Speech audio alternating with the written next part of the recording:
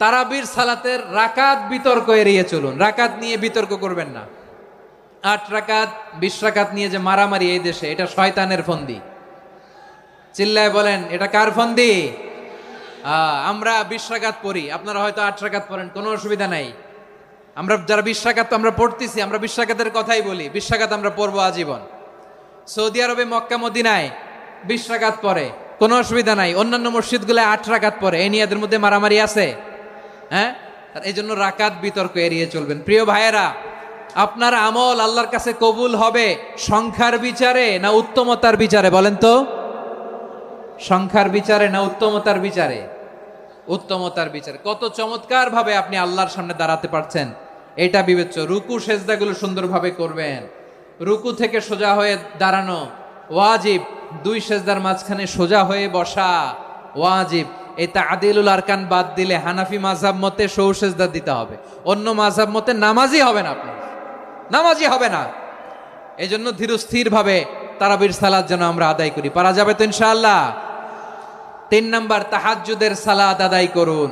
বছরের অন্য সময় উঠতে পারি না, অনেকে বলে হুজুর উঠতে পারি না, কিন্তু রমাদানে সাহারি খাওয়ার জন্য তো উঠাই লাগে। কি বলেন, সাহারি খান আপনারা? হ্যাঁ, খান না? খান কে কে দেখি তো? মাশাআল্লাহ মাশাআল্লাহ।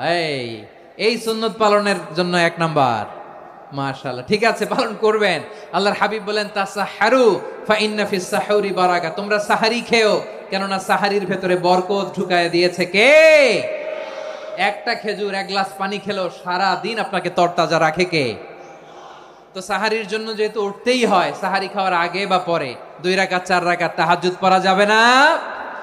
রব্বুল আলামিন বলেন, ওয়ামিনাল লাইলি ফাতাহাজ্জাদ বিহি নাফিলাতান লাকা আসা আইয়াবআসাকা রাব্বুকা মাকামান মাহমুদা।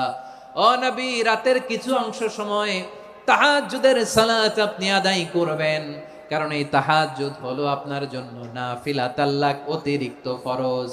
আপনাকে মাকামে মাহমুদে অধিষ্ঠিত করবে কে? এজন্য যারা সম্মানিত হতে চান, সম্মানের আসনে যেতে চান, তাদের জন্য তাহাজ্জুদ অবধারিত। আমরা রমজানে সাহারির আগে তাহাজ্জুদ পড়তে চাই কি চাই না?